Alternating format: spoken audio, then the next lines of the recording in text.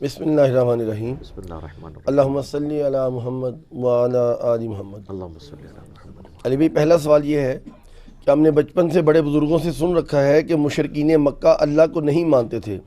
اگر ایسا ہی ہے تو نبی کریم صلی اللہ علیہ وآلہ وسلم کے والد محترم کا نام عبداللہ کیوں تھا؟ یہ بالکل جھوٹ ہے کہ مشرکین عرب اللہ کو نہیں مانتے تھے، وہ اللہ کی نہیں مانتے تھے، اللہ کو تو مانتے تھے۔ یہ کہانی ہے پتہ کیوں آپ کو بچپن سے کرائی گئی ہیں؟ اس لیے کہ انہوں نے بزرگ بابوں کے ساتھ وہی شرکیہ عقیدے منسوب کر دیے جو مشرکین عرب کے تھے، اور جب ہم ان کو وہ آیات سنائیں تو وہ کہیں یہ تو بتوں کے بارے میں نازل ہوئی ہوئی ہیں، ہم تو مسلمان ہیں، ہم تو اللہ کے ماننے والے ہیں۔ سر منو تے کہانیاں پتہ نہیں اسی خود کرا دے رہے ہیں۔ تو اس کے لیے پھر انہوں نے ایک ٹوٹکا ایجاد کیا کہ جی وہ کافر تو وہ اللہ کو مانتے ہی نہیں تھے، تو ہم تو اللہ کو مانتے ہیں، آپ ہمیں کیوں قرآن سناتے ہیں؟ قرآن تو کافروں کے بارے میں نازل ہوا ہے۔ استغفر اللہ توب علی۔ قرآن تو ہدی للناس ہے۔ نبی علیہ السلام حجۃ الوداع پہ جو کہہ رہے ہیں کہ قرآن پکڑو، تو اس میں کسی صحابی نے کیوں نہیں کہا یا رسول اللہ ہم نے تو کلمہ پڑھ لیا ہے، ہم نے کیوں قرآن پکڑنا ہے؟ یہ نہیں کہا۔ قرآن تو کتاب زندگی ہے قیامت تک کے لیے۔ قرآن حکیم میں یہ مضمون درجنوں جگہ پہ آیا ہے کہ اے نبی علیہ السلام ان سے پوچھو کہ یہ زمین و آسمان کس نے بنائے، تو یہ کہیں گے اللہ نے۔ ٹھیک ہے، سورہ الزخرف کے اندر بھی ہے، اسی طریقے سے سورہ العنکبوت کے اندر ذرا ڈیسائسو ہے وہ آیات، پارہ نمبر یہ 21 کے اندر، ہاں جی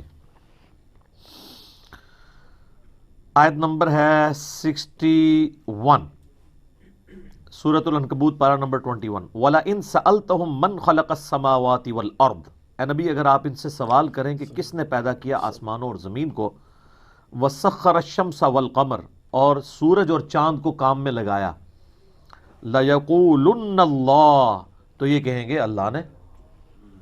یہ مکی صورت ہے، کافروں سے سوال کرو۔ یہ صحابہ کو نہیں کہا جا رہا، کیونکہ آگے الفاظ ہے فَأَنَّا يُؤْفَكُونَ، تو پھر کہاں منہ دھرے پھیرے جاتے ہو؟ جب مان رہے ہو تب اس اللہ کو مانو نا۔ تو یہ صحابہ کو تو نہیں کہا گیا، وہ تو اللہ کو مانتے تھے۔ اللہ یبسط الرزق لمن یشاء من عبادہ ویقدر لہ، اللہ ہے اپنے بندوں میں سے جس کے لیے چاہتا ہے رزق کشادہ کر دیتا ہے، جس کے لیے تنگ۔ ان اللہ بکل شیء علیم، بے شک اللہ تعالیٰ ہر شے کو اپنے علم سے گھیرے ہوئے۔ وَلَئِن سَأَلْتَهُم مَّن نَّزَّلَ مِنَ السَّمَاءِ مَاءً، اگر تم ان سے یہ سوال کرو بتاؤ آسمان سے بارش کون برساتا ہے، پانی کون؟ فَأَحْيَا بِهِ الْأَرْضَ بَعْدَ من بعد موتها، اور زمین کو اس کے مرنے کے بعد کون زندہ کرتا ہے؟ لَيَقُولُنَّ اللَّهُ، کہیں گے ضرور اللہ ہی کرتا ہے۔ قُلِ الْحَمْدُ لِلَّهِ، تو فرماؤ الحمدللہ، بل اکثرهم لا يعقلون، لیکن اکثر لوگ عقل نہیں رکھتے۔ الحمدللہ میں جو بات سمجھانا چاہتا تھا تم سمجھ گئے کہ اللہ، تو جب اللہ ہے تو پھر اللہ کے ساتھ چھوٹے آلہہ کیوں تم نے بنائے ہوئے ہیں؟ سب کچھ کرنے والا تو وہ ایک اللہ ہے۔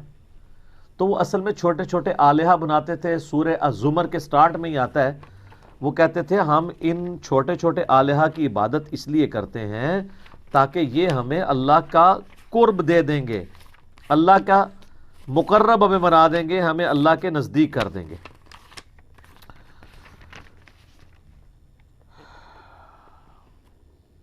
یہ تیسری آیت ہے، الا للہ دین الخالص، آگاہ ہو جاؤ خالص دین اللہ کے لیے ہے۔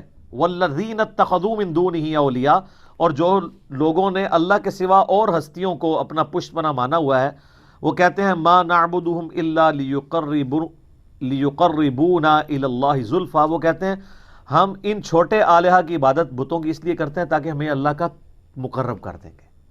اتنا ہی اللہ ہی ہے جی، اور پیچھے اللہ ہی ہے جی، اللہ پیچھے رہ گیا، بابا آگے آ گیا۔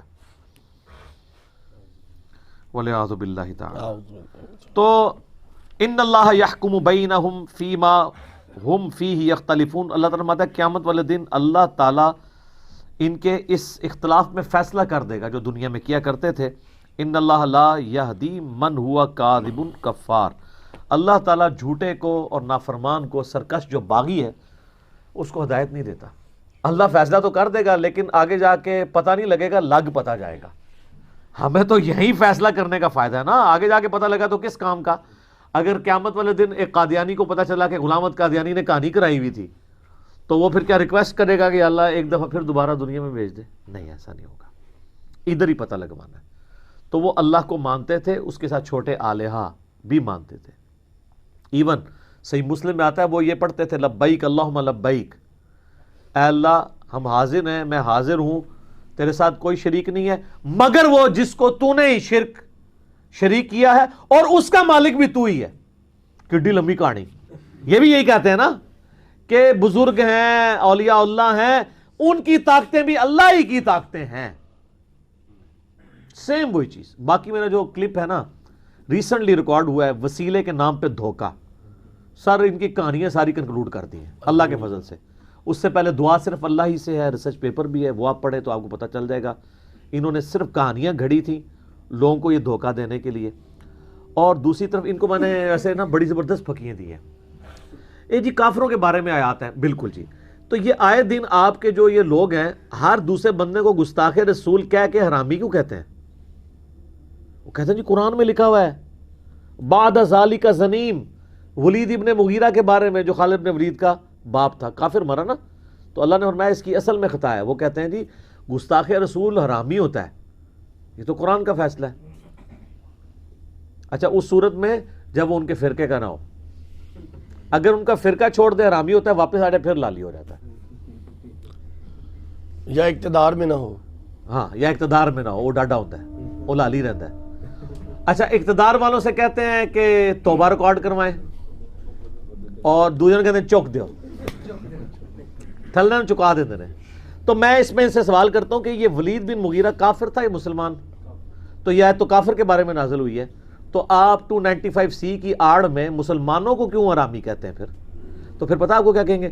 نہیں جی گستاخ جو بھی ہو نا، چاہے مسلمان ہو یا کافر، اللہ کا تو فیصلہ ہے قرآن میں، یہ اصولی بات ہے۔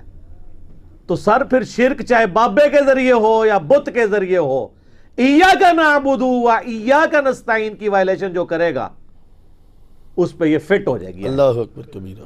اور بڑی زبردست آیت جو میں اکثر کوٹ کرتا ہوں، ادھر بھی کوٹ کر دیتا ہوں، سورۃ النمل کی آیت نمبر 63، امن یجیب المضطر اذا دعاہ، بلا بتاؤ تو کون ہے جو اضطراب میں گھرے ہوئے شخص کی فریاد کو سنتا ہے، ویکشف السوء، اور اس سے اس کی تکلیف بھی دور کر دیتا ہے، ویجعلکم خلفاء الارض، اور تمہیں زمین پر اگلوں کا خلیفہ کرتا ہے، الہ مع اللہ، کیا اللہ کے ساتھ اور الہ بھی ہے جس کی یہ کوالٹیز ہوں، قلیلا ما تذکرون، بہت کم لوگ ہی، بہت کم ہی تم نصیحت حاصل کرتے ہو۔ اللہ تعالیٰ نے کہا جو تمہاری تکلیف دور کرے، مصیبت پریشانی میں جسے پکارتے ہو نا، ایک تو ظاہری اسباب ہے وہ تو ٹھیک ہے، وَتَعَاوَنُوا عَلَى الْبِرِّ وَالتَّقْوَى وَلَا تَعَاوَنُوا عَلَى الْإِثْمِ وَالْعُدْوَانِ، لیکن یہ غائب میں پکارنا گویا اسے الہ مانے ہوئے ہو۔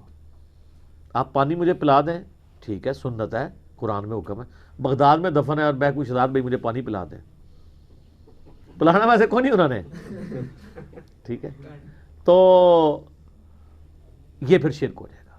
اس میں جو یہ مثال ہے نا کہ بارش اللہ برساتا ہے، ڈیوٹی فرشتوں کی ہے، لیکن مانگیں گے اللہ سے، بے شک۔ سر یہ ایک مثال ان کے لیے کافی ہے۔ اور کس طرح کھول کھول کے آپ کو بیان کریں کہ مرنے سے پہلے اے مسلمان کر لے اس پہ غور، کتابوں کا خدا اور ہے، بابوں کا خدا اور، ٹھیک ہوگی؟ جزاک اللہ۔